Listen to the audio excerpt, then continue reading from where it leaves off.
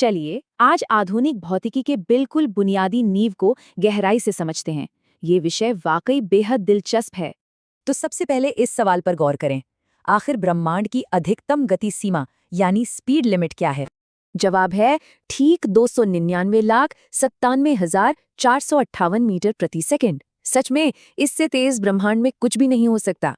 खगोल शास्त्री इसी परम गति का इस्तेमाल प्रकाश वर्ष मापने और अंतरिक्ष की उन विशाल दूरियों को नापने में करते हैं। भौतिकी के नए छात्रों के लिए मीटर मापना हो या ब्रह्मांड का इतिहास जानना, ये गति समझना सबसे जरूरी है। इस टाइमलाइन को देखिए। शुरुआती दार्शनिकों और वैज्ञानिकों ने समय के साथ इस रहस्य को कैसे सुलझाया, ये अद्भुत है। गलीलियो ने पहाड़ियों पर लालटेन से कोशिश की, लेकिन प्रकाश इतना तेज था कि इंसानी प्रतिक्रियाएं बहुत धीमी पड़ गईं। यहीं एक बड़ा बदलाव आया। डेनिश खगोलशास्त्री ओले रोमर ने पृथ्वी के बजाय दूर स्थित तारों और ग्रहों को देखा। बृहस्पति के चंद्रमाओं को देखकर रोमर ने पहली बार दुनिया को प्रकाश की गति का एक असली अनुमान दिया। माइकलसन के प्रयोग देखें। उनके शुरुआती पहाड़ी दर्पणों और उन्नत वैक्यूम ट्यूब तकनीक के बीच का अंतर वाकई दिलचस्प है।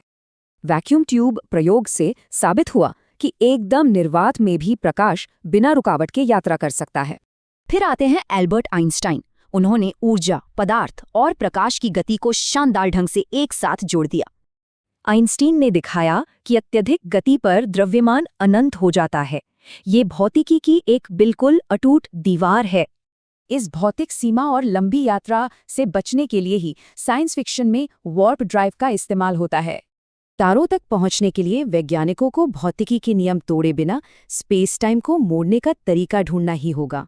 सोचिए, क्या आने वाली पीढ़ी प्रकाश की इस परम सीमा को पार करने के लिए कोई आश्चर्यजनक खोज कर पाएगी?